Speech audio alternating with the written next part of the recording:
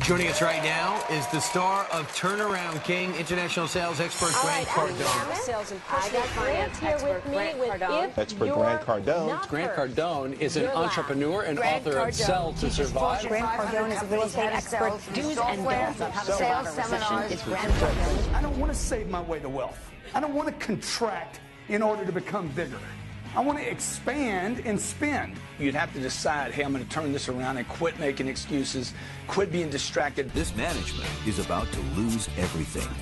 Their last hope, this man, Grant Cardone, expert moneymaker, business guru. But can he save this business? It appears to me that they're not sold on their own product anymore. And keep a family from falling apart? Turnaround King. Premieres Sunday, June 19th, starting at 9 on National Geographic. Go back and restore that childlike quality you have to really get what you want. You know, I should get what I want. You should get what you want. People should have what they want. There's no shortage of money. There's no shortage of love. There's no shortage of the things people want. And so if you can sell and persuade, if you could first sell yourself an ideal, hey, maybe there's not a shortage. Maybe I could have what I wanted. Now I have to learn how to go get it. So thank you for spending the next few minutes with me. How's everybody doing? Good. So what I want to talk to you today about is, like, how do you get to that next level? My whole life, whether I was doing well or doing very poorly, which I have, I've always wanted to know, how do I get to that next place? Okay, how do I get myself individually, as an individual, to that next place? How do I get my business to the next place? How do I get other people to the next place? So when Alex says that he stole my guy, it's true, he did. And I admire him for being a predator. Today, what I want to talk to you about is how to dominate and not compete. The truth is, the fact that Alex could take one of my guys doesn't make him a bad guy. It makes my system weak. I shouldn't resent him because he grabbed somebody out of my organization. Hoorah for him. Would you agree? Shame on me for not having the holes or the links tight enough on my organization that this guy wouldn't leave me. It's not his fault. It's not Alex's fault. It's my fault. So look, in my life, I mean, what I'm going to give you for the next 50 or 60 minutes, look, if you want to get rich, you want to be really successful. When I say rich, I'm not talking about money. I'm talking about a rich life, freedom, time with family, choices, get to do what you want. You get to move where you want, go where you want, do what you want. I've lived in Los Angeles, California for 10 years. I was in La Jolla, California for 12 years before that. I left Texas, 0% state income tax, to move to California, was willing to pay the 10.3. I was fine with the 10.3. Now they want to take it to 13. And I told Jerry Brown, if you raise it to 13, I'm leaving. I'm going to pick up my family. I'm going to pick up my business. Why? Because I'm free. I'm free. I get to roll, baby. I get to do what I want, go where I want. That's why I'm in business for myself. I'm not trapped. I'm not a slave. You're not going to handcuff me. So I'm going to go where it's friendly, where people are supportive, where it's good for me and my business and my family and the people that work with me, and where it's good for me. And I would expect that that's why you got in business for yourself, right? Look, if you want to be in business for yourself and free, you must learn to dominate. You cannot compete, okay? How many were trained this? Competition is a healthy thing. That message was not being delivered to entrepreneurs. That message was being delivered to consumers. There was somebody saying, look, the more oil companies we have, the better, because it's good for the customer, right? The more technology companies we have, it's not just Microsoft, the better for the customer. And inventions and improvements in products comes from competition. But if you're the one playing the game, you want to dominate the field. Would you agree? Let's say I'm playing a football game or a basketball game or a baseball game. I want to be on offense the whole time. Right? If I owned banks, I'd want to own every bank. I'd want the New World Order. I'd want to dominate planet Earth. Okay? How many of you in the room have an iPhone? How many in the room have a phone that looks like, let me see, where's mine at? I never let go of my phone, ever. You know why? Because this phone is a prospecting tool. This phone is a way for me to stay in communication with millions of people. This is not a phone anymore, right? When Steve Jobs got into the business of printing phones, do you know what his company told him? Stevie, don't do it. Do not do it. stay with your iPods, bro. Leave the phone alone. Okay? He's like, I'm going to make a phone so sexy. Do y'all know this story? I'm going to make a phone so sexy that people will want to lick the buttons off the phone. How many of you have an Apple product, an iPhone? How many of you have licked your phone? Okay? Most of you in a room bought that phone in the last 5 years. You bought it through the single worst contraction in the history of the United States, and you spent $500 on it, plus the $125 you spend every month, right? You got about $2,000 wrapped up in a phone, and you haven't even considered what you paid for that phone. And you don't use it. You don't use it properly. And I'm telling you, if you don't have a piece of technology like this, it's impossible for you to dominate. Impossible. This is called a smartphone. If you don't have a smartphone, what kind of phone do you have? That would be a dumb phone, right? I got a dumb phone. I got one of those old Blackberries. All I can do is email with it. Dude, you want this thing to do everything. You want this thing, I want to be everywhere all at the same time. That's freedom. Okay? So look, I want to talk to you about domination, not competition. And I don't want to talk about you dominating other people physically. I want to talk about dominating space by using things like Twitter and Facebook and LinkedIn and Google Plus and blogging and becoming an expert in your field to where when somebody thinks about your business, your picture comes up. If that's not happening, you are going to blame the marketplace. The marketplace will deliver pain to the people that compete. Why? Because they're all competing. And then there's this one guy way out in the lead. He doesn't compete, right? That's where you want to be. That's how you have to think now. Okay, you're in a new economy. How many believe this economy, the one you're in right now, is extremely fragile, filled with tremendous amounts of uncertainty? How many agree with that? Okay? How many agree also, come 2013, when this election gets handled, whether it's Mitt or whether it's Mr. Barack Obama, whoever it is, okay, how many believe they got their hands full? Dude, we haven't even solved the debt problem yet, okay? You think this thing couldn't roll over again? I'm here to tell you it can. And you know who's gonna feel the pain? The people that compete. Who will cherish that moment are the people that dominate space. Why? Because people that dominate like contractions. People that are extremely well-versed, well-trained. You know, if I'm training for a ball game, right, I'm the best trained team, I like a muddy field. I like it wet. I like the ice on the field. Would you agree? Because my competition is not as well-trained. I want to dominate space. I actually look for opportunities of contraction. Trust me, folks, in your lifetime, you're going to see another contraction more severe than the one you saw in 2007. More severe. Does that scare you? Scares me. It scares me enough to say, hey, buddy, you got to better get busy. I was 51 years old when Lehman's collapsed, okay? Let me see, is that right? No, I was 49 years old when Lehman's collapsed. I had never written a book in my life. It was on Thursday afternoon. It had been made clear that Bear Stearns and Lehman's were done. Okay? On that day, I started writing a book. By Sunday, I was finished with this book.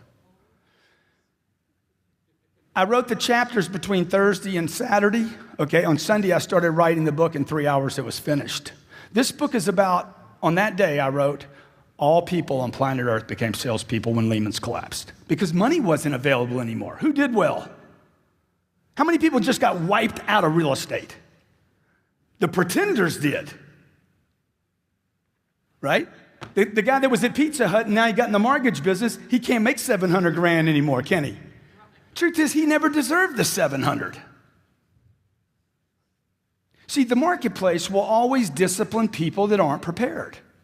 Success loves preparation. It loves it. It admires it. It just flows money back to it. Success loves preparation. And the marketplace will discipline those that are just stuck in the pack.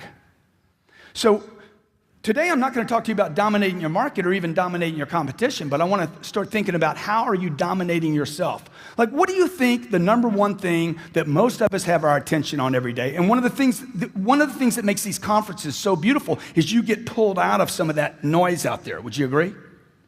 Who do you think your number one competition, number one problem in real estate today is? Yourself? Okay, who else? Who else could it be? Say again? Absolutely the people around you. Anytime I have production stall in any of my companies, the first thing I look at, I don't look for talent. I look to get rid of people. First thing I do every time, who can I get rid of? I'm looking for somebody to freaking kill. I need to get rid of somebody. You know why? Because I push with so much force into my universe, into my businesses, whether it's buying real estate, apartments, whether it's pushing rents up, whether it's doing my seminar business, my book business. I push so hard that if I'm not getting results all the time, somebody has to be pushing back. Somebody in my organization actually has to have the intention, conscious or unconscious, to hold me up.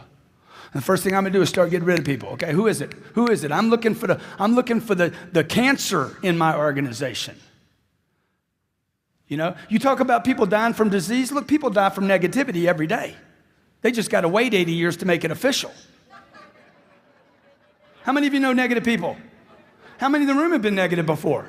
You have been negative. You know why? Because the number one dominating force on planet Earth is the media.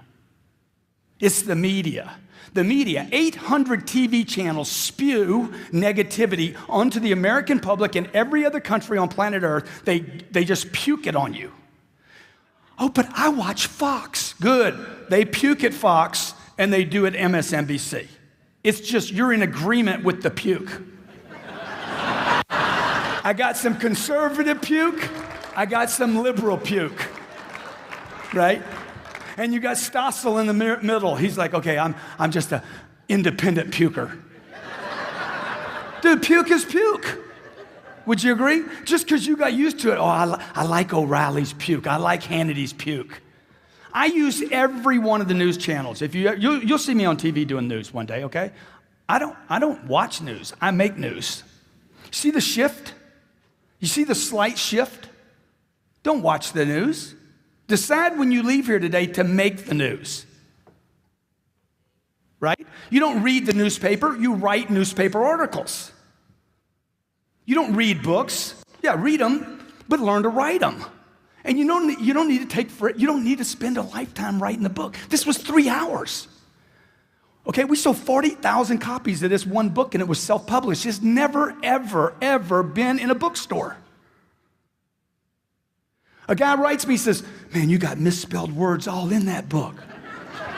I'm like, yeah? So what? Where are they? 123, 128, 134, 165, 120. I'm like, yeah. And bad grammar, too. I'm like, yeah, what's your point, dude? What's your point, man? Why you keep telling me that? He's like, because, man, you got misspelled words in the book. It's a bestseller, bitch. Okay, so it ain't best written, okay? You know what, now, this word bitch, just so nobody I don't want you to think that that's a cuss word. The word bitch, look it up in the dictionary, means a complainer, a whiner, an excuse maker. I wear a little band on my pin here, on my wrist here. It's a little black band, and it says, champions dominate. And on the other side, don't be a little bitch. That's right. Because I don't need it. I need to get rid of the whiners, the excuse makers. Oh my God, it's the market. It's the market. Oh my God, prices. Oh, inventory. Okay, 9 months ago, there's too much inventory. Now, too little inventory. Human beings have so many excuses, it's unbelievable. You know why? Because you watch the news too much. Because you've agreed to receive news, not make news.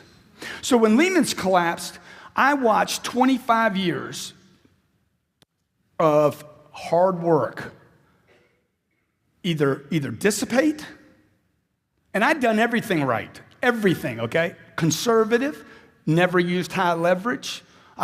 Sometimes I'll put 40% or 50% down on a deal. Everything cash flows from day one. I didn't do any of the stuff all the problem makers did. All the over leverage, the debting, all the builders that have never been disclosed that really created this problem. It wasn't the banks, it was the builders bringing product to the banks. Borrowing 115%, building product that couldn't be sold yet, making up actual buyers for the product, okay? I didn't do anything wrong yet. Was I caught up in it? All my assets gets frozen.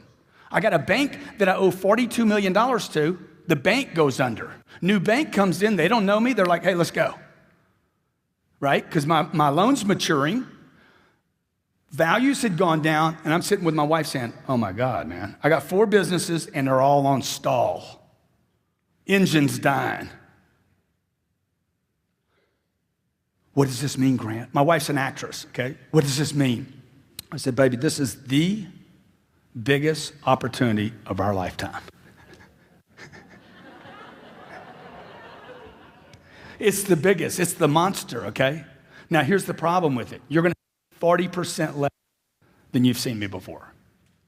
Okay? You're not going to see me much. Because I'm going to go out into the marketplace right now, and I am going to literally cover up. This is my moment to expand into the marketplace while everybody was doing what? What was everybody doing for 3 years? All of them retracted. Okay? This is my moment to dominate, not compete. So that's really what I want to tell you about today. I want you to walk out thinking, man, how do I dominate? Not other people. How do I start dominating my own self, my own time? If you know what day it is, you're not busy enough. Okay? Oh, man, I can't wait till Friday. Dude, I don't even, what day is it right now? You should know it's Monday. You should be busy. You should be, but Grant, Sunday is the Lord's day. It's the day we take off. You need to reread that whole deal. God created the universes in 6 days and took a break. Okay? Everybody's stuck on the Sunday, okay? You forgot about the part he did before that. I know people taking Saturdays and Sundays off and they didn't create anything all week. True or not true? Look, I hear about the unemployment numbers every day. I said, I sure wish they talk about all the people that are employed that don't deserve a job. Because there's millions of those still in the marketplace. And the next time we get another contraction, those people are going to get delivered pain. That's what the marketplace does, man. It basically disciplines anybody that refuses to discipline themselves. It is the correction. So look, here's the deal. I might be wrong in what I say, okay? I might be wrong in the things I do in my life and the business that I started. My family's told me not to start every business that I've been involved in, every one of them. Every one of them was a risk. Every one of them I had to take a chance. I remember my mom used to tell me, I wouldn't do that if I were you. I wouldn't do that if I were you. I wouldn't do that if I were you. I'm like, Mom, you wouldn't do anything.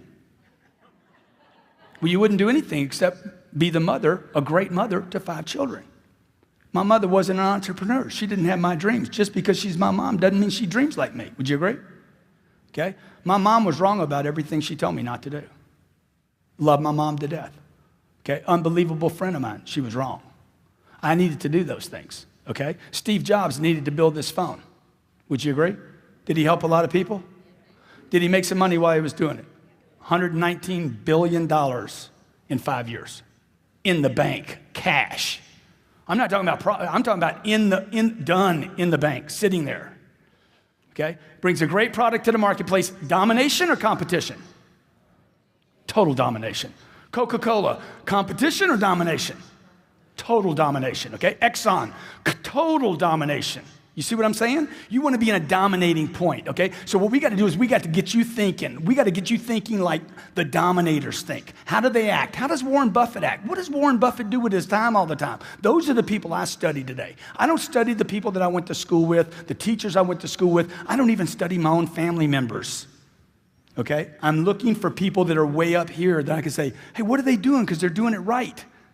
My dad died when he was 52 years old. My dad worked his whole life to provide for 5 kids and his wife, and he did his job, and then he died. That's not the program I want to get on.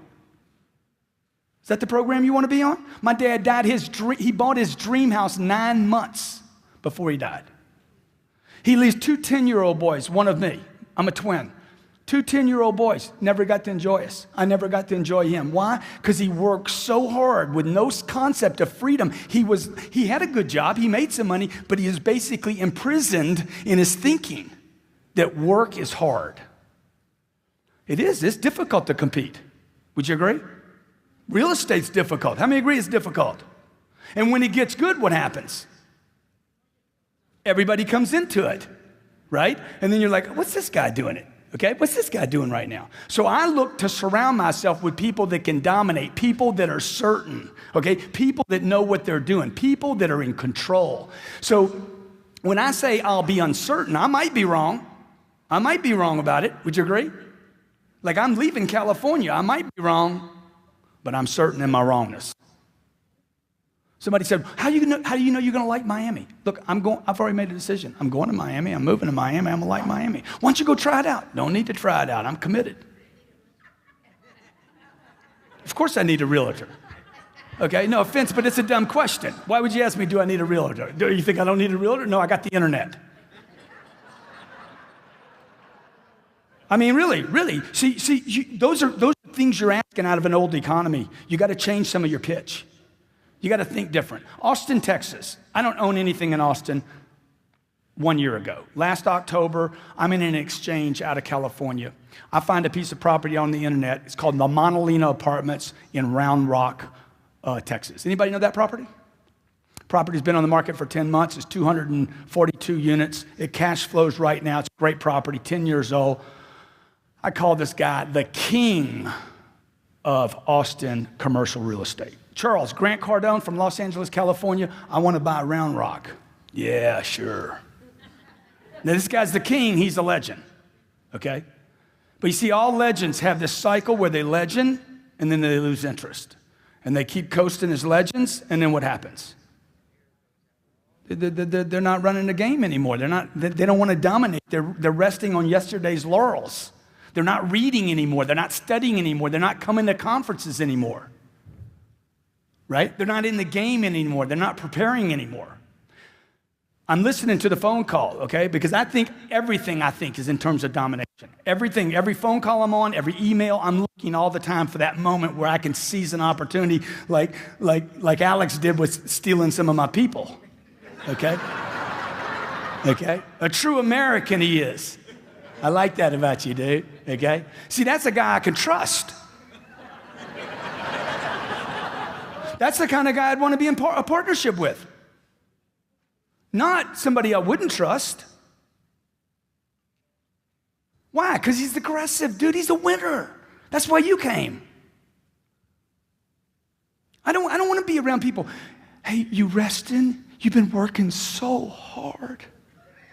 Oh my God, man, when are you going to take a vacation? I mean, get a little break. You know, my assistant said, you need to get some rest. I'm going to get to a hotel when you red-eye into Orlando tonight. I'm going to get you a hotel. I'm like, hey, man, I don't need a hotel. I asked you for a hotel. Don't be stupid. Hey, you don't know if I'm tired or not. You're tired. You go get some rest. I'm fine. How many of you not, if you ever seen anybody die from work, I want to see your hand. You ever seen that happen? Ain't going to happen to you. People are dying every day. They don't get burnout. You don't get burnout. You lose your purpose. You lose your purpose. You lose your meaning. When I'm tired, I look at my purpose. What's my purpose? Okay, what's my purpose? Oh, my game's not big enough. My game's not big enough. My game's not big enough. I'm not interested anymore. Right? So here I am. Lehman's collapsed. It folds up. I got real estate tied up. Okay, I start blowing these books out. Every 6 months, I'm writing a book. And then I start expanding back in the marketplace with real estate. I start looking for opportunities in real estate. I call this Charles Sakar guy up. I'm like, hey, that 242 units in Round Rock, I want to buy it. This is what he tells me. I've never sold anything to anybody in California. I said, well, dude, we're going to go ahead and break that up for you, okay? You're not going to be able to say that. You guys are too difficult to work with. I'm like, dude, I'm the easiest close you will ever get in your life. What am I doing right now? He's like, look, the seller wants full price. Product's been on the marketplace for 10 months. I don't tell Charles it's been on the market for 10 months. I don't tell Charles it's overpriced. This is what I tell Charles. I'm going to buy it. I'm going to close in 30 days. I'm going there tomorrow. I'll be there tomorrow. I'm on a plane tomorrow. Would you at least drive over there and meet me? Okay, it's 2,000 miles for me, and it's probably 18 miles for you. I'm going to pay full price for it, Charlie, okay? It's going to be the easiest deal you ever did in your whole freaking life, okay? I guarantee I'll get a loan or I'll pay cash for it. Would you meet me tomorrow, please? What am I doing right now? Huh? I'm selling him. This ain't begging. Shit. This is begging. Charles, please, Charles. Please, Charles. Charlie, please. Please, Charles. I'm selling Charlie right now. Why? A buyer has to sell. To get a loan, I got to sell the bank. You guys aren't in real estate. You're business people. And every business person has to sell. You show me one business that doesn't have to sell. The day Steve Jobs died, they called him everything. Inventor, genius, world changer, ding the universe. They called him all these things. Not one tweet, and there was hundreds of thousands of tweets. Not one tweet said, Steve Jobs, master salesperson. But that's what he was. Why? Because in America, we have this disdain for selling. We have a hate, a dislike. You don't even put it on your business cards, do you? Oh, shit, I can't put that on there. No, I'll call myself anything but a salesperson. Right? You tell me somebody that's not a salesperson. What do you think? What happened? If you go to India, you go to Mexico, or you go to China, and I walk in a room and say, I am a master salesperson. I know everything about a sale. I know as much about selling as a neurosurgeon knows about the brain. I know when somebody says budget, it's over our budget, I actually know that that means they'll go over their budget. You don't know that. You don't know that. You don't understand when somebody says they have a budget. If you really break that down, you'd understand that they're actually saying, I've bought from everybody except you. And that's why I put a budget in place. I'm trying to control my urge to purchase. So when somebody says to me, but it's more money than we planned on. Oh, I'm with you. Sign right there. It won't be the first time. All right, you're right. Let's do it. The product's too much money. Do you hear that objection? You knew that before you called me. And you still made the phone call. Let's go see it today. Okay? I'm selling a piece of real estate and I'll come back to the Round Rock story. My house is being sold in Hollywood. Every realtor in town told me it was too much money.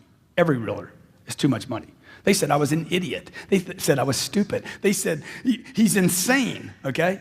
The person that's going to buy my house is going to be a billionaire. It doesn't matter. $1 million here, $1 million there, it doesn't matter. Right? Does he overpay for everything? A guy that's worth $39 billion. Does he overpay for stuff? Huh? What do you think? Every day. So why shouldn't he overpay for my house? What's the difference, man? Come on, bro. It's just money. Let's roll. But selling my real estate in Hollywood during a tough market, I have to keep the realtor sold. You got to stay certain. How do you know it's overpriced? Alex was showing you numbers today. You were wrong for the last 30 years. Right? Miami, you can't buy anything in Miami. They said they had 10 years of condo stock in Miami. Dude, they got 2 months of condo stock or less.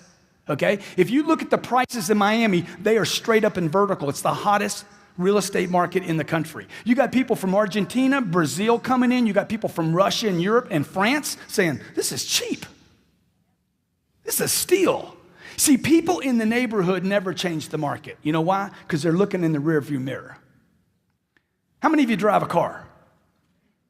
Next time you get in your car, I want you to pay attention to the windshield. Okay? It's that big. The rearview mirror is about that big. I could take my rearview mirrors out, jerk them out of my car because I have all my attention up in front of me. The other thing is I go extremely fast, so I don't have people on the side of me. I'd rather the ticket. I want to get there quick. I value my time. Do you? Right? So this Charles Sakar guy's like, oh my God, you're going to come out here. You really a buyer? Have you looked over stuff? Dude, I'll pay the full price. I'll do the deal. And what I realized was Charles Sakar was the wrong broker to list this property. He was doing this to everybody. He wasn't doing it just to me. Okay? I bought the property, paid full price, closed on a Thursday, put it back on the market the following Thursday for $18.6 million, closed in 3 months for 18.3, and I paid 16. This happened 6 months ago. In Austin, Texas, tough market to buy a product in. Would you agree? Multifamily product, B quality, A lot of institutions could look at that kind of product. It's big enough, okay? Look, you got to get in the game to dominate the game. You got to look for every opportunity. How many believe you're missing opportunities right now? They're coming past you. They're there. You got to get in the game. You can't be in a newspaper. You can't be on TV. You can't be watching Anderson Cooper in his little tight T-shirt, and he comes out and thinks it's big news. I'm like, dude, everybody knew. Come on, bro. Okay? Biggest problems, okay? Number one, biggest problem is uncertainty. It's not competition. It's not the banks. It's not leverage. It's not competition. It is uncertainty. You're uncertain. If you're uncertain, I'm uncertain. Would you agree? You get uncertain, I don't know if I should do it or not. Number two, obscurity. I don't know who you are. If you don't know who I am, and that's what I told Alex, I said, let's do the video. I don't even think we did the video, did we? Yeah, we did the video, okay? People have to know who they're doing business with. If I'm obscure and you don't know me, okay, here Lehman's collapsed, nobody knows me. So I write a book. I write this book, come out with it. 6 months later, write a book on closing a deal, okay? We publish that book. We talk about it. This book comes out, if you're not first, you're last. I'm talking about it. This is in 1 year, 3 books, okay? If you're not first, you're last is a book about how to literally get people to not forget you, okay? That becomes a New York Times bestseller, and then I come out with the 10X rule. This outsells every other business book in airports. Now, why am I writing books? There's no money in books, folks. Why would I write 4 books? The average American reads 1 book a year. Why would I write books? Say again? Notoriety? I'm trying to cover up space. These are losers. I lose money selling books. Okay? Oh, that'd be great, yeah. This is Jared, by the way. Give Jared a big hand. Okay? Jared helped me win some money last night playing blackjack. We dominated. Okay? These people dominate. Look around this place. Can we get you something to drink, huh? Can I get you some cigarettes? Why are they doing that? They don't want you leaving that table. Can I get you insurance? I got some insurance for that 16. Dude, look, if they offer something to you in this town, don't take it. Why am I doing this? Because I want readers to know me. The average American reads 1 book a year. The top CEOs in America read a book a month, 5 books a month, 60 plus books a year. Okay, you want to be in the game? Read. I buy books. I don't care about the $30 the book costs. You know what I'm looking for? I'm looking for $1 million. Every book I open, I'm looking for $1 million. Okay? I quit looking for $10. I did that when I was a kid. I'm looking for millions now. I'm looking for $1 million. How many believe it's as much work to work for $10 as it is for $1 million? It's the same amount of work, man. Same amount of rejection, same amount of uphill. It's the same amount of bullshit. Okay? So you just change the target, okay? If you were homeless and I was going to coach you out of homeless, the first thing I would tell you is not to change your clothes, not change your location, just change your ask. The ask. Dude, can you give me 100? How about 100, man? Just 100, man. How many believe he'd be better off at the end of the day if he was asking for 100 rather than a quarter? Just to change the amount you're asking for. Do you see what I'm saying? You know, when I go into an organization, I want to do the easy stuff, not the hard stuff. I don't want to change a guy's clothes, his location, and everything. I just want to change one little thing. So today I'm talking to you about, man, change what you're reading every day. Change what you're reading. Change the influence of your getting. A guy gets this book. We heard this last night. He's on the audio version of this book. He goes from $30,000 a month in income to $80,000 a month in income in 1 month. He's been on the program for 4 days, okay? He's like, oh my God, man, I scored the 4th day I was on the program. He starts listening to it again. Everywhere he goes, he's listening to this audio program. All of a sudden, it changes the way he's thinking about how much action he has to take. It takes 10 times the amount of activity, phone calls, emails. It takes 10 times just to burst through noise. Would you agree? You're trying to get people's attention because you're in obscurity with them. Hey, can you meet me tonight? He's thinking about picking up his daughter tonight. You're in obscurity. He doesn't know who you are yet. So if you want to get successful, a couple things you got to do. You got to get certain. How many of you agree with that? Okay? That doesn't mean at this conference this weekend. That means when you leave here, man, what can I cover myself up so that I'm certain? Number two, how do I get out of obscurity? How do I get people to know me? Everybody here should write a book. Everybody in this room should write a book. You should be writing blogs. You should be tweeting every day, okay? Twitter and Facebook, these are not new things. These are prospecting tools. These are tools that cost nothing. And for those of you in the room have kind of like just said, I don't have time for social media. I got a business to run. Anybody ever heard anybody say that? I don't have time for Twitter. I'm running a business into the ground. Okay? Just to crash some old beliefs, okay? Just so you see what this does. I'm going to take a picture of these people over here, okay? And just tell me, anybody got a second hand on their watch? Tell me how long this takes. A watch. Okay, sorry. Let's see.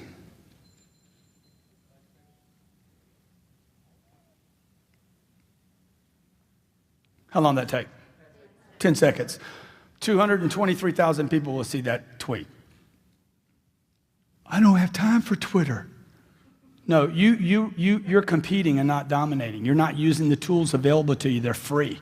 Facebook and Twitter are your friends. LinkedIn is your friend. You need to understand them. You can't delegate this, okay? You don't turn this over to one of your people in your office. There's not a person in my office that can come to me and knows more about Facebook, Twitter, LinkedIn, communicating, because I could have a social media person that doesn't know how to communicate. Would you agree? He knows all this fancy stuff about Twitter, but he doesn't know how to market on it. He doesn't know how to get attention on it. You want to get attention, you got to get out of obscurity with people. The third problem you have is they're not thinking about you when they go to pull the trigger. Yeah, I knew you were in real estate. How many had this situation? They didn't ask you to list your house because they forgot about you. Oh my God, I forgot. How many had that experience? You failed on number 3. They weren't thinking about you when they were ready to pull the trigger. And number 4, because you lack persistence. It's very difficult to be persistent, particularly if you're living in a thinking that I'm going to try once, I'm going to try twice, I'm going to try 3 times, and that's it.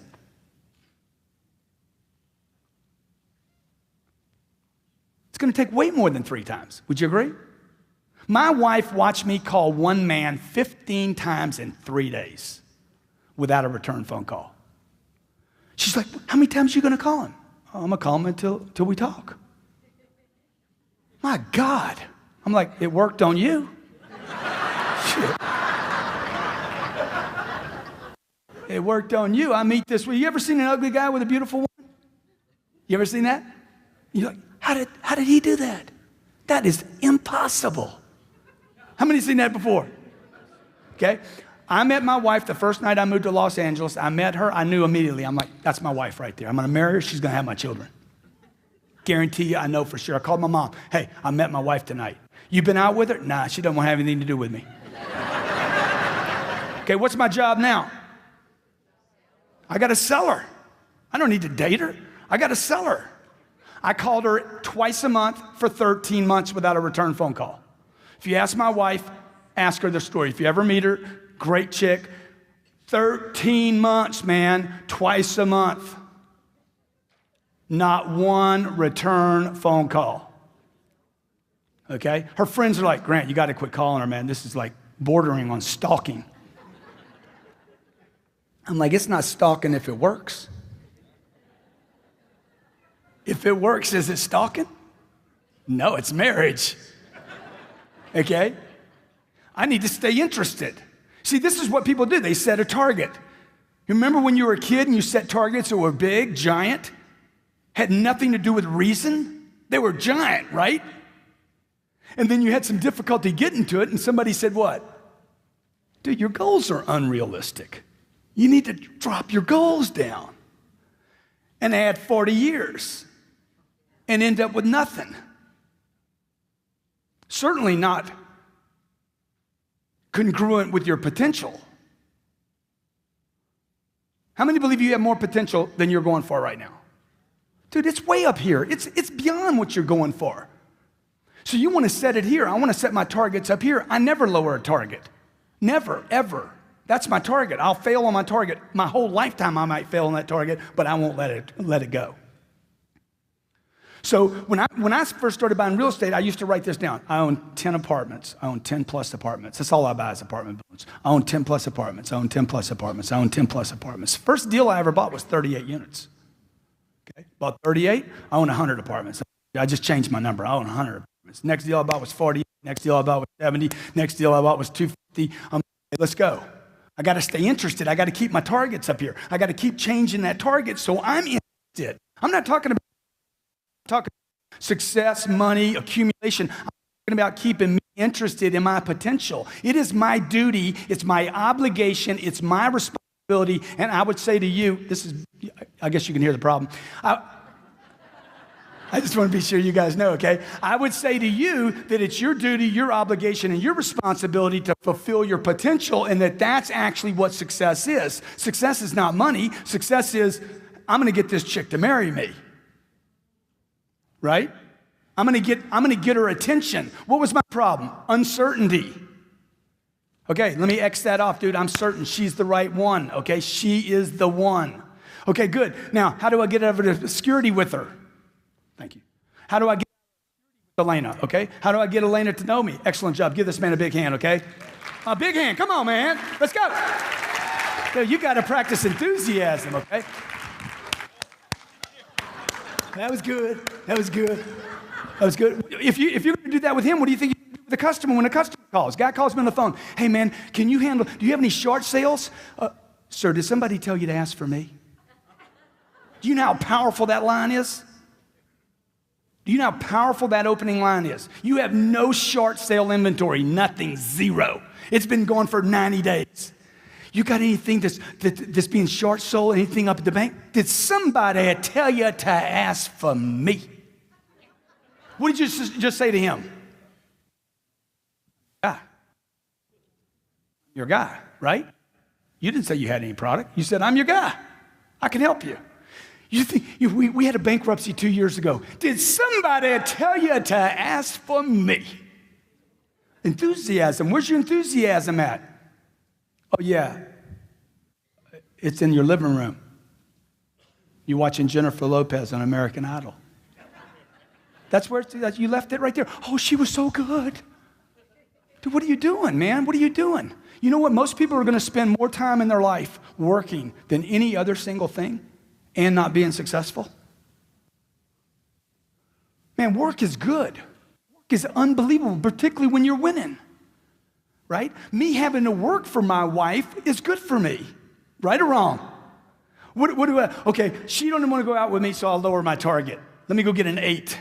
Okay, that doesn't work. Let me get a 6. Whatever that is, right? Okay, let me get a 4. All right, I'll just go to a strip joint. That's why most guys, no offense, ladies, but that's why they don't have the girl they want because they take shortcuts. They use too many quick options. Man, you got to be committed. You got to be. I got to use this now. I got to go to my mic. You got to be totally committed. Everybody agree? You got to be completely uncertain. You want $1 million? You want $2 million? You want $5 million? How much money do you want? How much success do you want? How much notoriety do you want? You want a New York Times bestseller? Why can't you have everything? Oh, but I'm 65. So what? Man, Colonel Harlan Sanders made all his money after he was 65 years old. He wasted the first 64 years. Okay? I got a little girl. I have this baby. We have 2 babies right now, both of them born at my house. We don't go to hospitals. I go to the doctor. My wife's pregnant. Is she really pregnant? Oh, my God, I'm so excited. I know I did that. Grant, what hospital y'all going to? Dude, we ain't going to a hospital. She ain't sick. She's pregnant. Why would I bring her to a place with sick people? That's just dumb. Grant, man, you got to bring her to a hospital. No, I don't. You got to come to the house and help me. I didn't go to the hospital to have sex with her. I didn't start it there. I ain't going to finish it there, baby. Grant, you don't know anything about having children. Dude, I don't know anything about most things I did the first time. But you know what? I'm certain we ain't going to a hospital. It's not complicated. She's young enough. She's in good shape. I got a decent head on my shoulders. Don't show me what to do. We're going to do it at the house. I am not going to have the single most important single moment of my life robbed by a hospital. Because I get a third row seat and I get to hug a vending machine the whole time. Because they kick me back to the curb and say, get back there, buddy, we're the professionals. I want to be involved. See what I'm telling you? Everything in life. The phone calls, whatever you're doing, what is happening? Get involved in your business or you will be disciplined again. And it's going to be ugly and it's going to be painful for a lot of people. A guy says, Grant, I hear you talk about money a lot, and I just want to tell you, money won't make you happy. I said, yeah, what's your point, dude? Your point is you ain't got any money. That's why you're giving this dumb advice. Because being broke won't make you happy either, okay? I tried the experiment. I went on the experiment. How many have been on the broke experiment? Were you happy? Were you like, oh my God, this is good? Look, if you took $5 million out of the marketplace and you made $5 million from planet Earth, would anybody know an event took place? Would anybody know anything happened? Would you do good things with that money? Good. How many believe the work for $5 million is going to be the same work for $50,000? Same process, same involvement. Look, you're occupied either way, okay? So if you're not sure of your value, if you think you're worth 80 grand, you're worth 80 grand. Would you agree? If you think you're worth 150 grand, you're probably worth 150. If you think whatever you think you're worth, if you're not sure of your own value, your own goals, and what you want, the world will never reward you of what you want, your value, and your goals. Never. It won't happen. Can't happen. I got to remind myself every day, what is my value in the marketplace? What are my goals in the marketplace? What am I worth in the marketplace, okay? What do I deserve in the market? I deserve those 242 units. I deserve to make money on those 242 units. I deserve to sell this house and make a profit. I deserve to be able to move to Miami. I deserve this woman. I deserve these 2 kids. I deserve to have my kids learn to swim rather than putting a fence around my pool. Because I don't want a fence around my pool. I hate the fence. Just teach them how to swim, man. Dominate the kid. Put the kid in the pool every day. Okay? She's 3 days old. I'm dunking her in the pool every day. Try this, try this, try this, try this. Okay? She's not crying. The mom's crying. The baby's like, hey, it's cool, dude. I've been in water for 9 months, whatever. Right? My daughter's 1 year old. I can throw her in the pool and walk away. At 1 year old, I can walk away. She can swim the entire length of the pool. At 3, she can swim it underwater. We got friends that are 8 years old. They get around the pool and everybody's freaked out. The point is what? Dominate. Whatever you want, you got to commit all the way in and think in terms of domination, not a spectator. You don't want to be a spectator, folks. Spectators pay, players get paid. Believe. You look at the word up, believe. This is in a Webster dictionary, okay? You probably have one of those. If you don't have one at your house, you can certainly Google it. It's going to say this: to have confidence in the truth, the existence, or the reliability of something, although without absolute proof. How many believe the real estate market's getting better? Okay. How many believe it could get worse? Good. Hey, that's right. And when it gets worse, what are you going to believe? I'm going to believe, hey, dude, there's still value there. You got good? There's still value there. Okay. How many of you have shown somebody a house before, they didn't pull the trigger, and they regretted it? You know what? Shame on you. Why didn't you shut that deal down? I don't want to pressure anybody. If you won't pressure a client that you like, it's because you don't believe in you, the product, okay, or the company that you represent, period. If you will not pressure somebody to do the right thing, it's something you don't believe in. Look at the word, what it means. To have confidence in the truth. What is the truth? This is a good deal, and you need to do it. You're pressuring me, Grant. I sure am. Now sign right there. Let's do this. It's the right thing. Why? He looks at me and says, what? Oh my God, this guy is so certain. Are you sure it's the right thing? Guarantee it's the right thing. Lean on the pen. Let's do it. And you're thinking to yourself, I couldn't do that right now. Dude, I wasn't taught how to do this. I spent 17 years in school. They don't teach you this. You have to train this muscle, okay? If one of your children was crossing the street and you knew it was a bad thing, would you pressure them not to? Exactly. Why is pressure a bad thing? It makes diamonds. But I know so many people in business, I don't want to pressure anybody.